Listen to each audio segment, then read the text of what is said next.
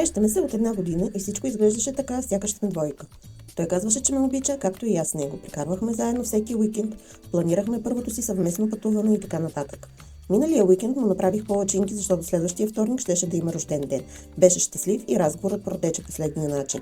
Той: глезиш ме. Аз: искам да глези своя мъж. Той: не съм твой мъж. Аз: да, знам. Не изглеждаше неловко или засрамен, просто беше спокоен с усмивка на тъпото си лице. Не го взех на сериозно. Тогава тонът му се промени и ми каза: не, наистина, аз не съм ти гадже. Буквално ми приушано се опитах да запазя самообладание и попитах: тогава какви сме? Отговорът беше брутален: не знам, наистина добри приятели с привилегии. Не казах нищо след това, а той изяде палачинките си в тишина.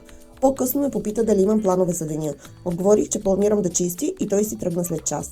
Изтичах до баните и вероятно плаках 2 часа без прекъсване. През останалата част от деня не можех да задържа нищо в стомаха си. Същата вечер той ми изпрати съобщение, в което ми благодари за закуската и написа, че ме смята за невероятна. Не отговорих на съобщението и той ме звънна няколко пъти. Не вдигнах. Към 10 се появи на вратата. Само крехнах малко и се престорих, че съм болна от грип и си лягам. Предложи да остане да нощува в случай, че имам нужда от помощ, но аз отказах. Не му отговорих нито в неделя, нито в понеделник, а във вторник дори не му честитих рождения ден. Просто му пишах кратки съобщения, оправдавайки се, че съм болна. Той нито веднъж повече не спомена това, което беше казал. Вчера обаче ми писа, че му липсвам и че не му се е случвало досега да не говори с мен за толкова дълъг период от време и че полудява. Попита дали можем поне да вечеряме заедно. Казах, че съм много заета и на въпроса му дали му липсвам отговорих, че съм изморена, защото снощи излизах с друг, така че тази вечер просто искам да си почина сама. 15 минути по-късно беше пред вратата на апартамента. Попита дали лъжа. Не лъжах. Казах му, че не сме двойка, така че съм свободна да правя каквото си поискам. Отговори, че съм му разбила сърцето, че съм му изневерила и още куп други неприятни неща. Изчаках го да си тръгне преди да започна да плача. Никога не сме водили онзи разговор и аз не съм го питала какви сме.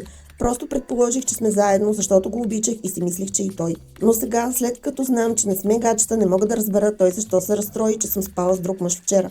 Виновна ли съм? Изневерих ли? Коментари. Иска да си му вързана, но в същото време той да е свободен за нови възможности. Аз бих му казала, че връзка тип приятели с привилегии не е за мен и всичко е приключило между нас. Авторката на поста. При уша ми и не можех да говоря, но да, разбирам за какво говориш. Втори коментар. Не сме заедно и ти ми изневери, това вече е някаква тотална психоза.